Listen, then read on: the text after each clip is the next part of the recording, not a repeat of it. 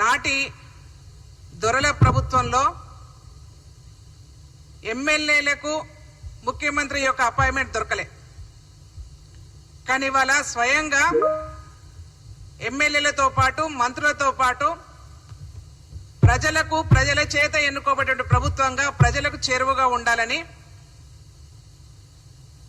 ప్రజాభవన్లోనే కాకుండా గాంధీ భవన్లో కూడా ఇవాళ ప్రజావాణి నిర్వహిస్తున్నటువంటి ప్రభుత్వం ఇవాళ కాంగ్రెస్ ప్రభుత్వం.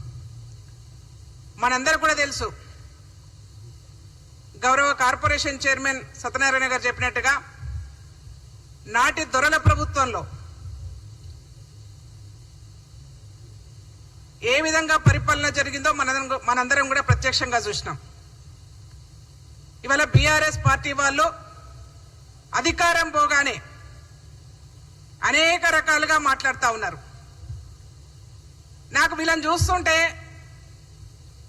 అపరిచితుడు సినిమాలో ఉన్నటువంటి క్యారెక్టర్లు గుర్తొస్తా ఉన్నాయి. చాలా స్వచ్ఛంగా ఇవాళ శుద్ధపూసల్లాగా ఏమి అవినీతి జరగనట్టుగా, ప్రజల గురించే మాట్లాడినట్టుగా, ప్రజల సంక్షేమం గురించే మాట్లాడినట్టుగా ఇవాళ వీళ్ళు మాట్లాడుతూ ఉన్నారు. అసలు నాకు అనిపిస్తా ఉంది, వీళ్ళకి సిగ్గు ఎట్లా అనిపిస్తలేదో అర్థం కావట్లేదు. ఎందుకనంటే వీళ్ళు చేసిన అవినీతి ఒక్కొక్కటిగా తీస్తా ఉంటే అధికారులు సైతం, వాళ్ళ చేతి కింద ఉన్నటువంటి ఒకరిద్దరు అధికారులు సైతం వందల కోట్ల రూపాయలు వాళ్ళ బయటపడతా ఉన్నాయి. నేను బహుశా అనుకుంటాను వాళ్ళందరూ కూడా బీఆర్ఎస్ పార్టీలో ఏర్తారేమో. ఎందుకనంటే వాళ్ళ చరిత్ర, వాళ్ళ చేతి కింద ఉన్నటువంటి ఒకరిద్దరు అధికారుల యొక్క చరిత్ర చూస్తా ఉంటే వందల వేల కోట్ల రూపాయలు బయటపడతా ఉంటే ఇన్ ఫ్యూచర్ లో వాళ్ళందరూ కూడా బీఆర్ఎస్ పార్టీ నాయకులు అవుతారేమో అని ఒక డౌట్ అనిపిస్తా ఉంది నాకు. హరీష్ రావు గారు మాట్లాడతారు, అసలు కాళేశ్వరం గురించి ఏమి అవినీతి జరగనట్టుగానే మాట్లాడుతా ఉన్నారు. సిగ్గు అనిపిస్తలేదు హరీష్ రావు గారు? మీకు ఏం మాట్లాడుతున్నారు మీరు? పొద్దున లేస్తే ఒకవైపు ఉత్తమ్ కుమార్ రెడ్డి గారిని విమర్శిస్తూ, రేవంత్ రెడ్డి గారి ప్రభుత్వాన్ని విమర్శిస్తూ, అసలు మీరు చేసినటువంటి అవినీతి చరిత్ర పూర్తిగా బట్టబయలైపోయింది. ప్రజలకు తెలుస్తా ఉన్నది. భగవంతుడు కరుణించాడు కాబట్టి వర్షాలు పడతా ఉన్నాయి కాబట్టి మీ చరిత్ర ఇంకా పూర్తిగా తెలవలేకపోతా ఉన్నది. ఏదో కాళేశ్వరం రాగానే ఆ కాళేశ్వరం ద్వారానే వేల ఎకరాలకు నీళ్లు అందించినట్టుగా వీళ్ళు మీరు మాట్లాడుతూ ఉన్నారు. ఎక్కడయ్యా మీ కాళేశ్వరంతో పండింది? ఇవాళ భారతదేశంలో నెంబర్ 1 స్థానంలో తెలంగాణ రాష్ట్రం వరి పండిస్తా ఉన్నదంటే రైతుల యొక్క కృషి. ఇక్కడ ప్రభుత్వం అందిస్తున్నటువంటి వాళ్ళకు అందిస్తున్నటువంటి చేయూత.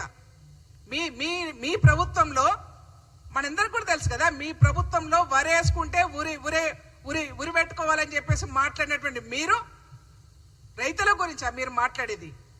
రైతుల గురించి మీరే మాట్లాడాలి, బీసీల గురించి మీరే మాట్లాడాలి. ఇంకో అమ్మగారి వల్ల బయటికి వెళ్ళిండ్రు. మీరు చేసినటువంటి పాపాలు, బీఆర్ఎస్ పార్టీ వాళ్ళు 10 సంవత్సరాలు అధికారంలో ఉండి చేసినటువంటి పాపాలు ప్రజల యొక్క కన్నీళ్లు సుడిగుండాల్లాగా వాళ్ళ మీ చుట్టూ తిరుగుతా ఉన్నాయి. అయిపోయింది, మీ చరిత్ర క్లోజ్ అయిపోయింది. ఇక బీఆర్ఎస్ పార్టీ వాళ్ళు మాట్లాడే అర్హత లేదు. బీసీల గురించి మాట్లాడాలన్నా కవితనే మాట్లాడాలి, రైతుల గురించి మాట్లాడాలన్నా మీరే మాట్లాడాలి, ఎస్టీల గురించి మాట్లాడాలన్నా మీరే మాట్లాడాలి, మహిళల గురించి మాట్లాడాలి మీరే మాట్లాడాలి. ఇంకో నాయకుడే లేదు మీ పార్టీలో. ఇంకెవరు మాట్లాడే అర్హత లేదా? లేకపోతే నాయకులు లేరా మీ పార్టీలో? మాకు అర్థం కావట్లేదు. లేకపోతే వాళ్ళని మీ పార్టీలో ఉన్నటువంటి బడుగు బలహీన వర్గాల యొక్క నోర్లు నొక్కేసి మీరే మాట్లాడుతున్నారా? ఇక్కడ కూడా మీ దౌర్జన్యం, దౌర్భాగ్యం మాకు కనిపిస్తా ఉన్నది.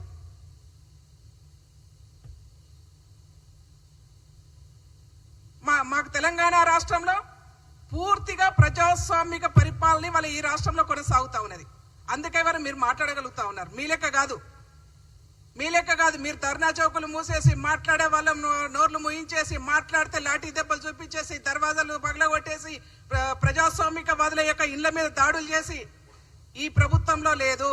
ఈ ప్రభుత్వంలో పూర్తిగా ప్రజాస్వామిక పరిపాలన కొనసాగుతా ఉన్నది. కాబట్టే మీ ముందుకు మైకులు వస్తా ఉన్నాయి, మీరు మాట్లాడగలుగుతా ఉన్నారనే విషయం మీరు గుర్తుపెట్టుకోవాలని చెప్పేసి నేను తెలియజేసుకుంటూ, ఇవాళ బ్రహ్మాండంగా భారతదేశంలో ఎక్కడా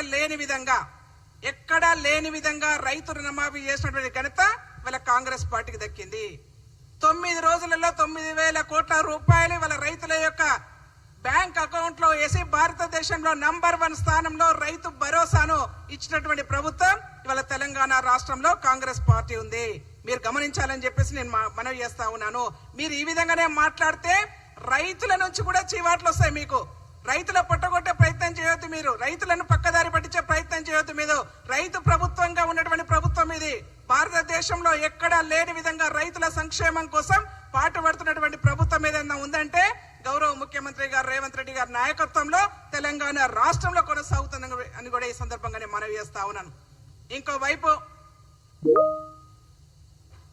ఇంకోవైపు భారతీయ జనతా పార్టీ గురించి ఒక 2 మాటలు మీకు చెప్పాలనుకుంటున్నాను. భారతీయ జనతా పార్టీ నాయకులు మీరు ఒక్కసారి ఆత్మవిమర్శ చేసుకోవాలి. మీరు మాట్లాడాలి. ఒక నాయకుడు కేంద్ర ప్రభుత్వంలో ఉన్నటువంటి ఒక నాయకుడు కేంద్ర ప్రభుత్వ మంత్రిగా ఉన్నటువంటి నాయకుడు మాట్లాడుతూ ఉన్నారు. అంటే భారతదేశంలో ప్రజాస్వామ్యాన్ని కూని చేసే ప్రక్రియ మీరు చేయొద్దు. ఎందుకనంటే మీరు గొప్పగా చెప్తా ఉన్నారు. నిన్న మొన్నటి వరకు సింధూర్ పేరు మీద భారతదేశంలో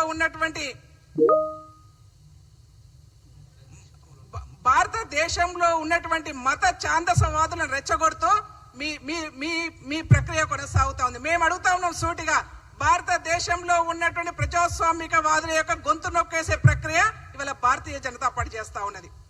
అంటే